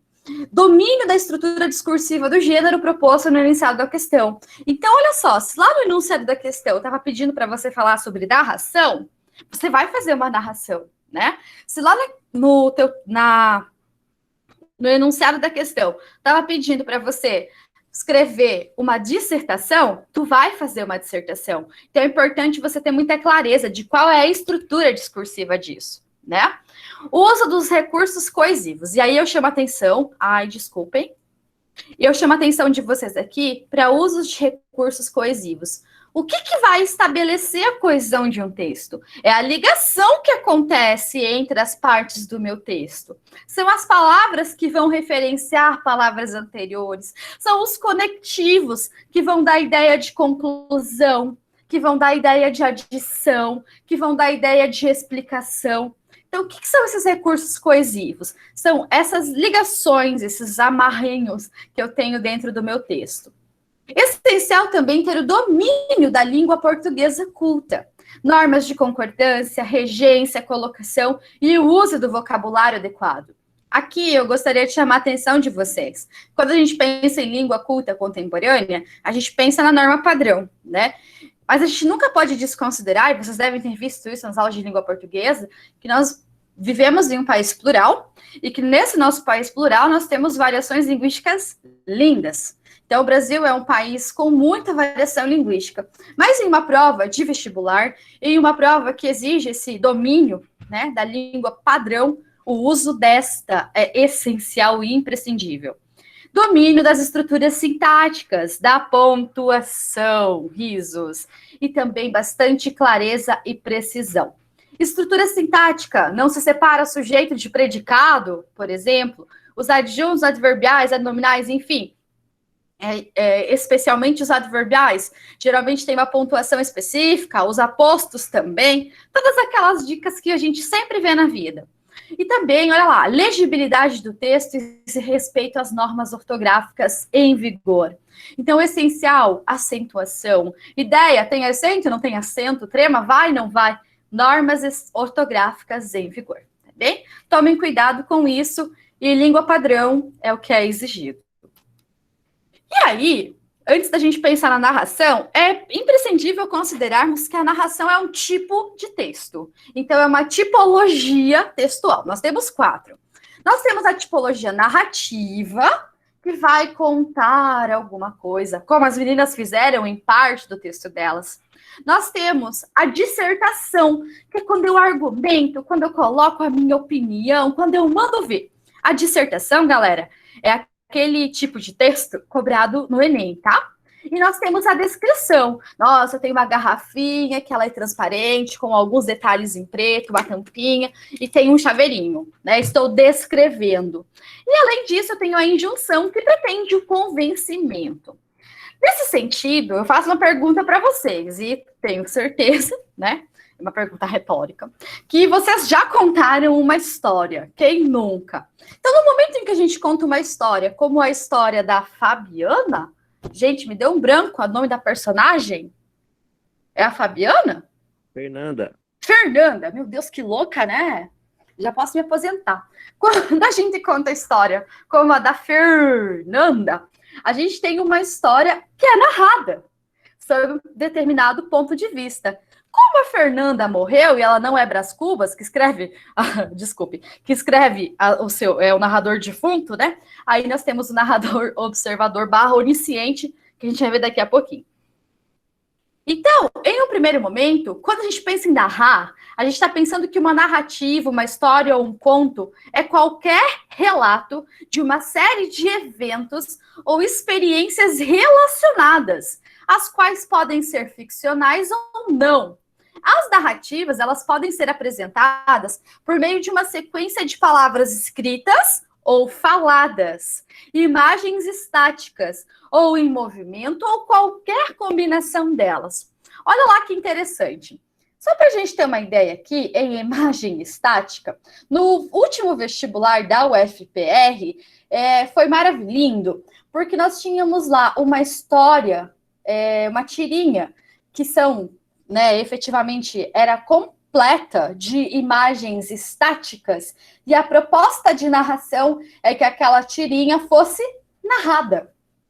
Então, olha só, lá naquela imagem estática, eu tinha uma narração, e eu, leitor daquela imagem estática, precisava fazer o quê? Narrar de acordo com o meu ponto de vista, de acordo com a minha interpretação, seguindo todas as características daquilo que é proposto para o gênero, para a tipologia narrativa. E aí, ai, gente, isso é bem legal. Eu peço para vocês assim, na tirinha, eu tenho uma narração, por exemplo? Sim, não, talvez. Vendo de bate-pronto assim, Sim. não. Quem diz que tem, quem diz que não tem? Vamos lá. Eu acho que tem. Porque quem que fala? Atos. Atos, por que tu achas que tem? Bom, se bem que lendo aqui agora, acho que não tem, não. É. Porque a narração é quando uma pessoa conta uma história, né? Mas agora tá meio que mostrando a história, não contando ela. Certo. Quem mais havia dito que não tem? Eu disse que não. Por que não? Quem fala? É Caio. Caio. Por que não, Caio? Ah, porque foi bem rápido assim. Eu olhei a tirinha, vi que eles estavam conversando assim e falei, não tem, tipo. Muito bem. E aí, gente? Eu Alguém acho acha que tem? não. Eu quem? Natália. Por quê, Natália? Porque o tipo de narrador que poderia estar presente na tirinha seria o narrador personagem. Mas não é uma pessoa contando o que aconteceu na cena, e sim é um diálogo entre a professora e o aluno. Por isso que eu acho que não tem. E eu conseguiria transformar essa tirinha em uma narração? Sim, Claro. conseguiria. Faça isso para mim, gente. Não, brincadeira, não precisa. Exatamente isso. Quando a gente pensa na narração, a gente precisa ter alguém que está participando ou alguém que está observando. No caso, a teacher ou... Ai, meu Deus, I forgot his name. O Kevin? Me ajudem. É o Kevin. Isso. Poderiam, né, fazer essa narração enquanto personagens. Mas aqui é o Calvin, mas aqui o que acontece? Acontece que eles estão em um diálogo, em discursos diretos. Eu, Jéssica, enquanto observadora disso, poderia fazer o quê? Trazer à tona uma narração da sequência de fatos que tem acontecido. Então, não, aqui eu não tenho uma narração, né? Eu tenho a narração se eu puder fazer essa apresentação dos fatos nessa sequência. Muito bem. E aí, vamos pensar agora brevemente sobre os elementos da narrativa. Sim, eles existem, eles não foram presos ainda. Então, olha só, a primeira coisinha que a gente tem na narração é o narrador. O narrador corresponde àquele foco narrativo, ou, diga-se de passagem, aquela voz textual, né? E nós temos 3 tipos de narradores, que é o narrador personagem, o observador e o onisciente.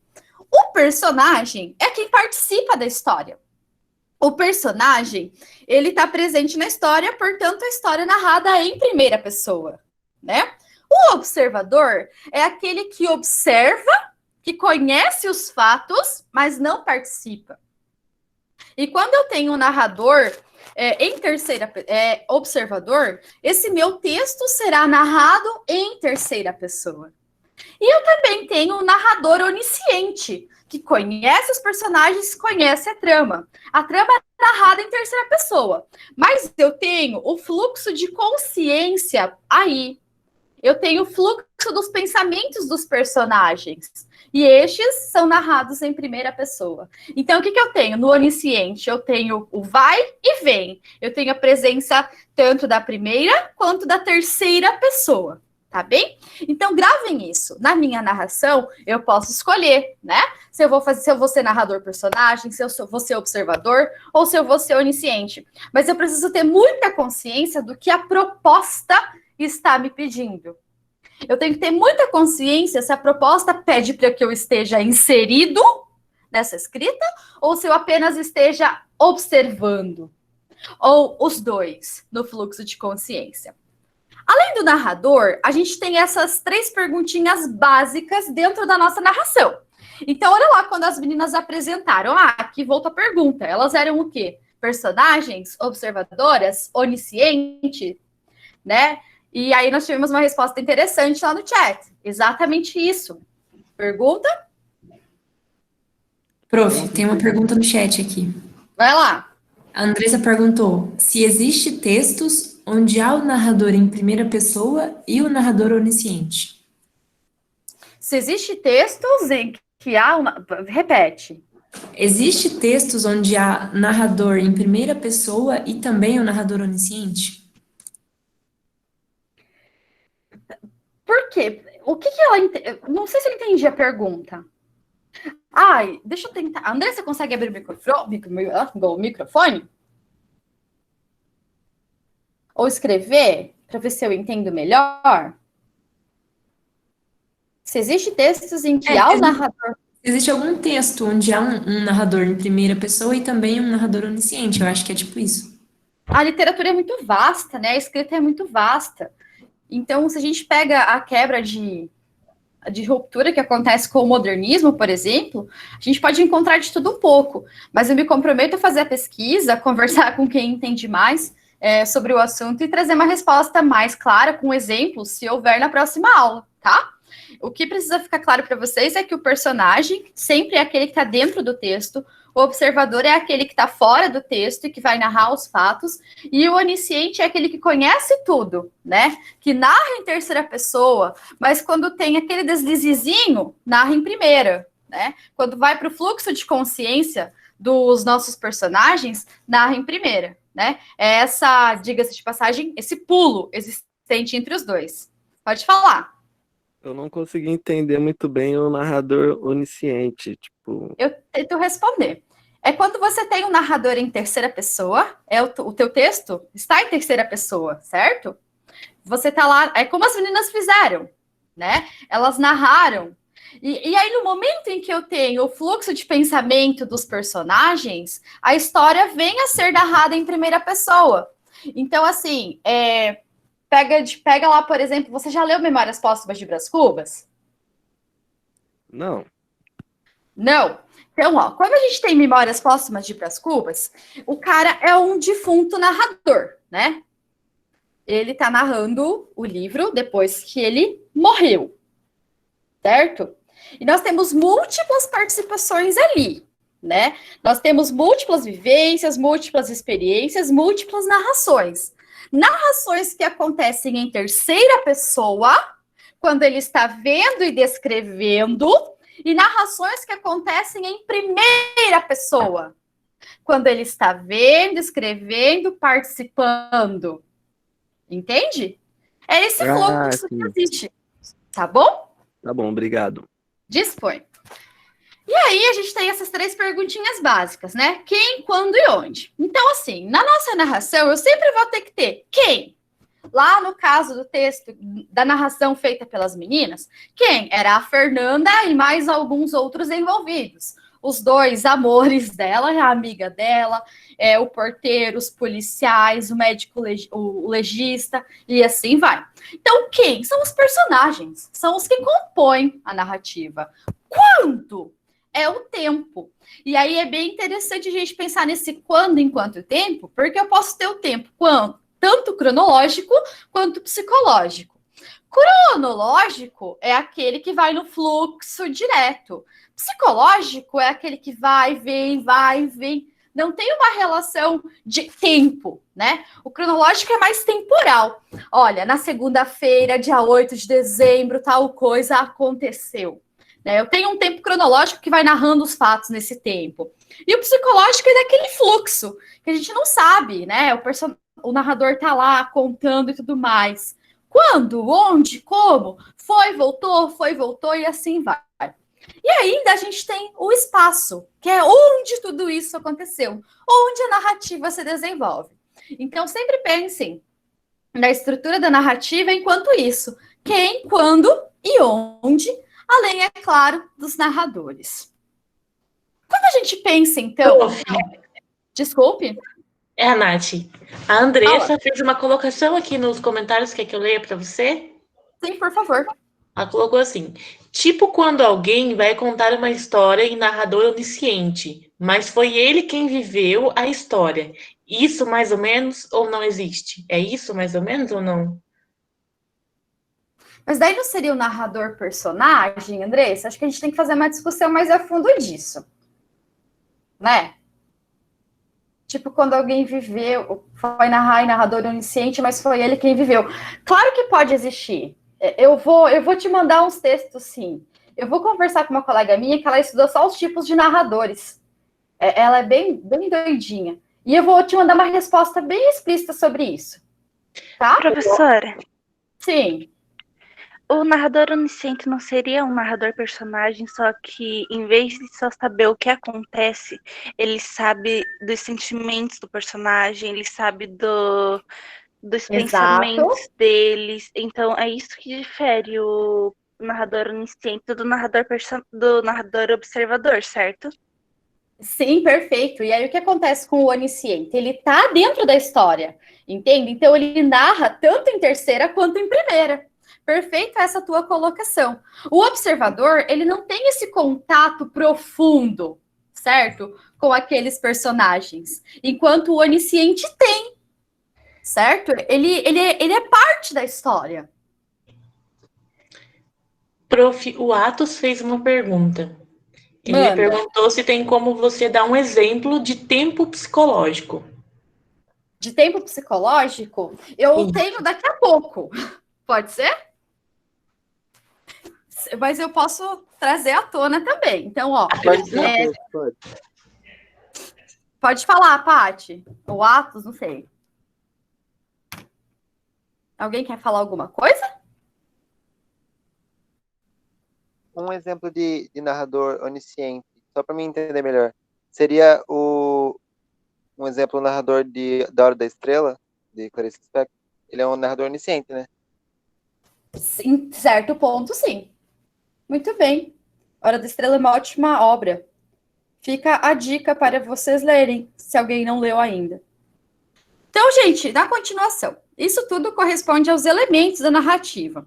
Quando a gente pensa na estrutura da narrativa, então, a gente tem alguns aspectos que são importantes, né? Então, como todo texto, a narrativa começa com uma introdução, barra uma apresentação.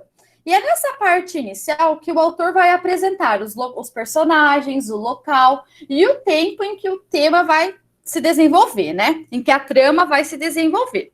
Além disso, a narrativa, ela segue essa ordem e ela vai ter o quê? Um desenvolvimento. Esse desenvolvimento é quando a história acontece, né? É quando a história é desenvolvida. Geralmente, nesse nosso desenvolvimento, a gente vai ter uma narração, né? Uma história baseada ou com foco nas ações dos personagens. E aí, gente, dentro do desenvolvimento, eu tenho o clímax da minha narrativa. O clímax da minha narrativa seria, de certa forma, a parte mais importante, né? O momento mais emocionante da minha narrativa. Se a gente pensar naquela curva da Covid, né? Uma lástima dar um exemplo como esse, a curva tá lá se desenvolvendo, quando vai lá em cima, é o clímax, né? Quando atingiu o auge. E após isso, ou depois de mais um desenvolvimento, a gente tem o desfecho da nossa narrativa, que é aquilo que a gente também chama de conclusão. É a parte final da nossa narrativa, onde a partir dos acontecimentos, os conflitos vão sendo desenvolvidos. Então, é importante a gente pensar nessas quatro partezinhas da nossa narrativa. A introdução, o desenvolvimento, o clímax e o desfecho. Para a gente tentar entender isso, eu faço esse gráfico risos, esse desenho não compreendido, mas numa intenção de demonstrar a vocês. Então, eu tenho a introdução, no momento em que eu estarei, né, eu apresentarei, o desenvolvimento, e aí eu vou desenvolvendo, falando como, até eu chegar no clímax, até eu chegar no auge do meu texto.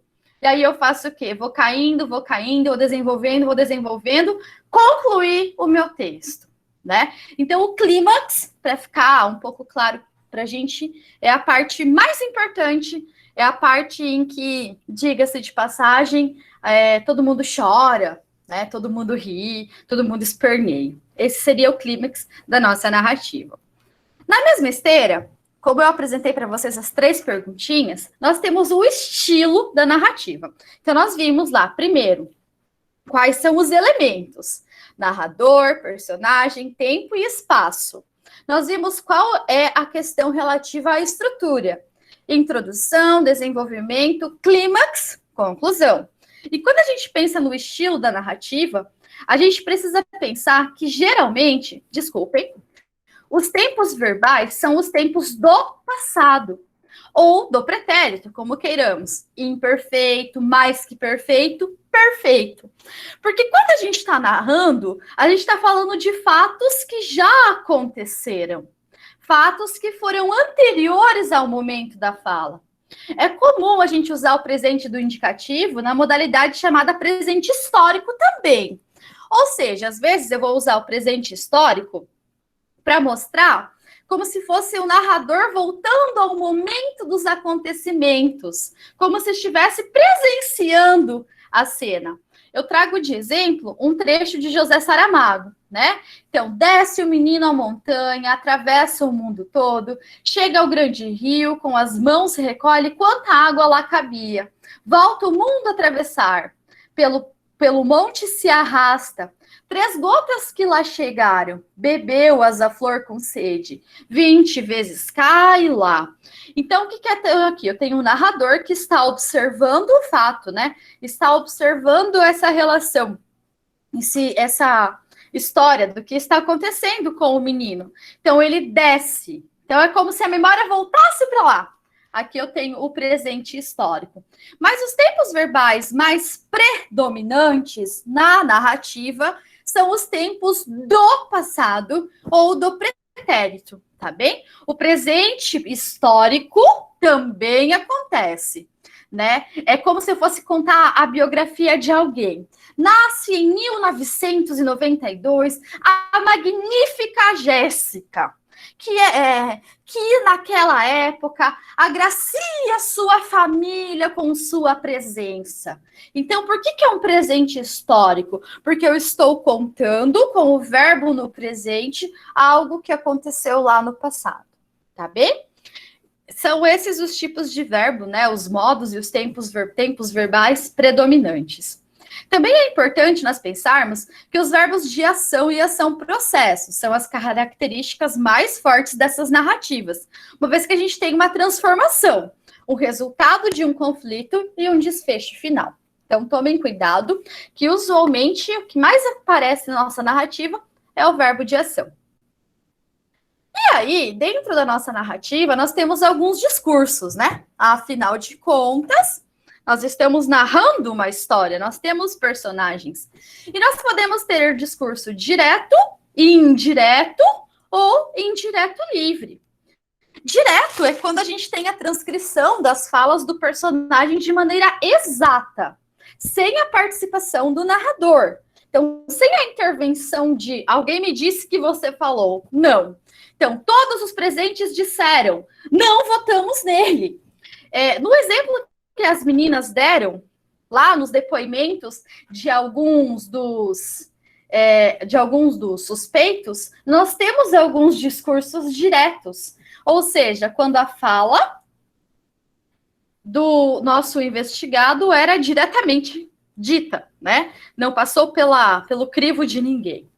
Aí nós temos o discurso indireto, que permite que... Opa, me desculpem. Que é quando o narrador utiliza suas próprias palavras para reproduzir as falas do personagem. Então, olha lá. Todos os presentes disseram que não votavam nele. Então, aqui, eu estou fazendo o quê? Usando as minhas próprias palavras para dizer algo que foi dito por outra pessoa. É o discurso indireto. É o chamado alguém me disse que você falou. Aí tem aquela música que vocês podem ouvir, tá? E aí, gente, todas as regras de discurso direto, discurso indireto, fica para uma outra oportunidade, tá? E nós temos o indireto livre. que permite que os acontecimentos integralmente inseridos na voz do narrador e na fala direta dos personagens. Eles não votariam nele.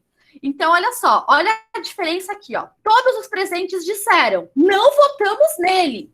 Olha aqui, todos os presentes disseram que não votavam nele.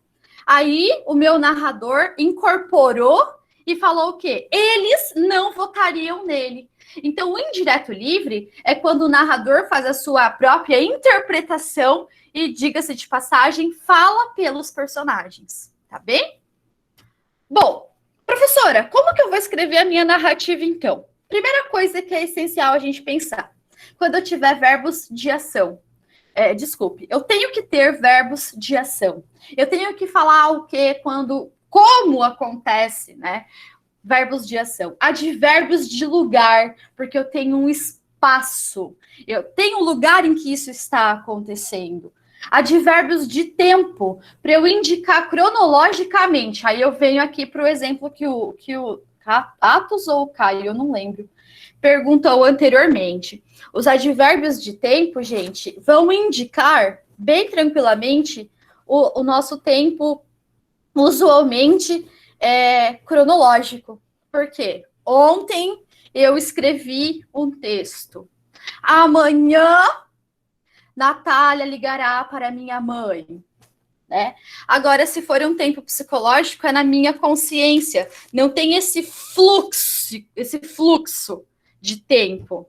Né? Então, eu posso falar assim, as pessoas estavam pescando, quando de repente chegou alguém e fez tal coisa, mas esse alguém não queria ter feito isso, né? Nessa minha narração, eu não estou determinando o tempo, eu estou apenas indo no fluxo da consciência. Nós temos também a presença de substantivos. Esses substantivos, eles servem para quê? Para você utilizar nos seus personagens, por exemplo. E esses substantivos, eles também são acrescidos de adjetivos. Eu acabei esquecendo de colocar aqui. Porque, geralmente, o seu personagem tem alguma característica. Você vai trazer à tona alguma característica do teu personagem. E os conectivos, essenciais, importantes e imprescindíveis para uma redação. Por que os conectivos são tão relevantes? Porque são eles que vão conectar as ideias do teu texto. São eles que são, diga-se de passagem, aspectos coesivos dentro do teu texto. Então, se você quiser concluir uma passagem do teu texto, você pode usar, portanto, né? Se você quiser retomar, tendo em vista. Se você quiser utilizar alguma coisa para contrariar, mas para somar, e assim consecutivamente. Então, os conectivos são essenciais para que o meu texto tenha um fluxo.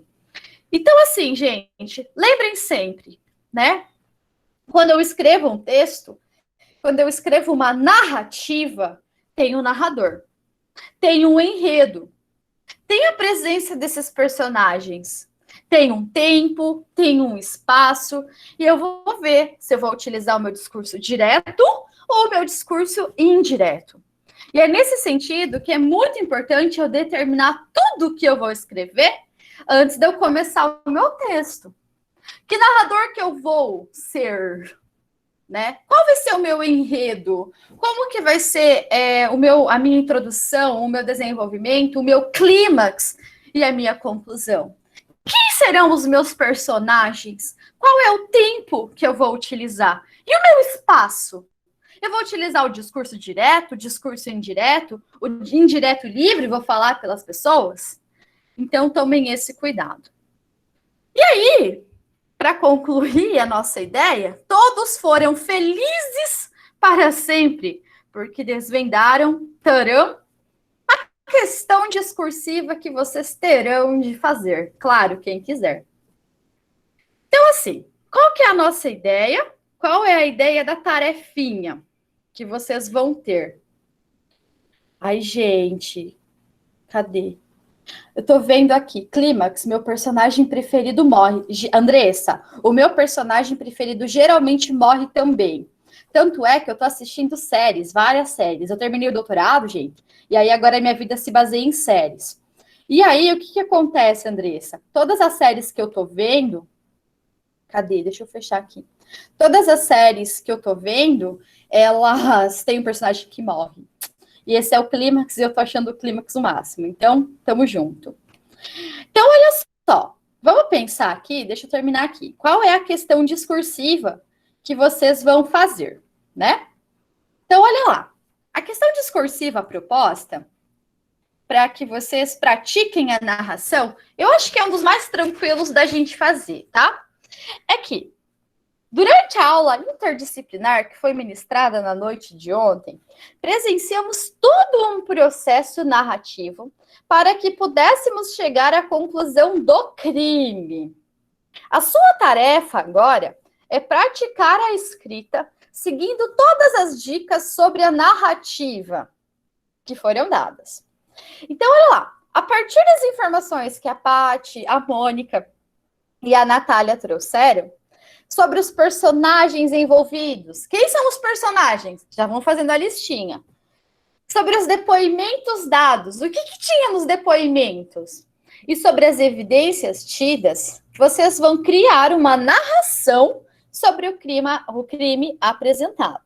Aí vocês vão poder escolher se você vai...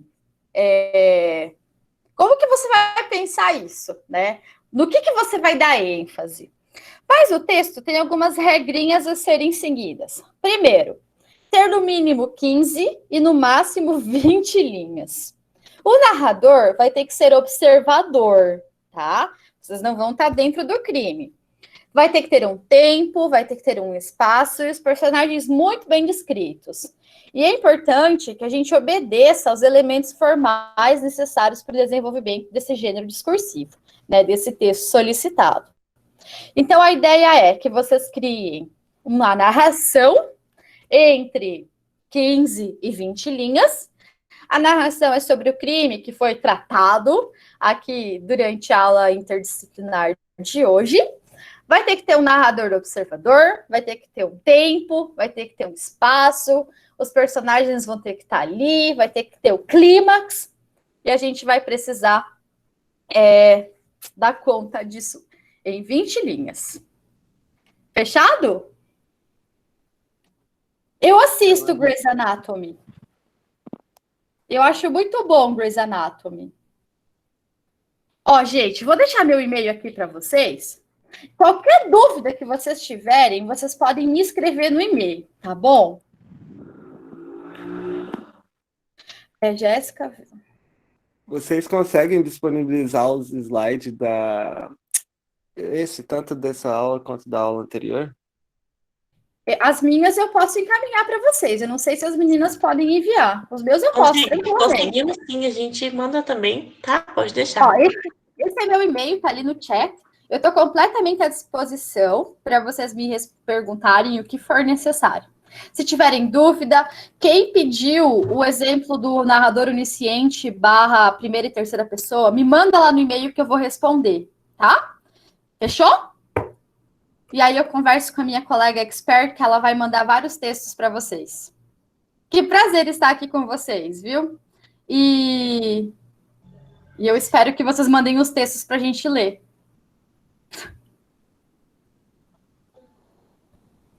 Cadê a Paty? Tô aqui. Vocês gostaram? Tá aí? Ei, deixa eu contar do Grey's Anatomy. Natália Mel, eu acho que é o nome dela. Você viu que o Derek vai voltar? Mentira, prof, vai? Mas vai ser só no... Olha, é um exemplo de tempo psicológico isso. Cadê o menino que perguntou? Cadê o menino que perguntou? Professora, e pela lista de personagens, acho que do segundo ou do terceiro episódio da 17ª temporada, tá? Que a Cristina vai voltar, o George vai voltar, a Callie vai voltar também. Vai ter bastantes personagens assim vão. Mas já tá disponível na internet. Ô, gente, deixa eu falar. O menino perguntou sobre tempo psicológico. Cadê você? O Atos, né? Atos, esse é um exemplo de tempo psicológico. Porque não tá acontecendo naquele momento. Entende? É um devaneio, é no psicológico dela. sacou? É nessa relação. É uma narração, né? Enfim. Ai, foi um spoiler, mas eu acho que foi um exemplo. E para exemplo, tudo vale, Caio. Meu pai, que bomba de spoiler! É culpa da Natália. Eu tô brincando. Viu, gente? Mas vejam Grey's Anatomy, vale a pena. E outro que eu tava assistindo que também vale a pena. Bom, deixa pra lá. Fechou, gente? Fala Tati. aí. Fala, prof, eu tô curiosa. Gente, tem aquele Bom Dia, Verônica. Vocês já viram? Loucaço! Você viu? Eu achei o máximo. Nossa. Meninas, vocês viram já? Bom Dia, Verônica. E mais um que eu gostei muito. Ai, não, gente, chega. Os meus seriados, as pessoas me julgam pelas minhas... Vamos dar um tchau. Vamos dar um tchau formal aqui, só para eu encerrar a gravação. Sim, por favor.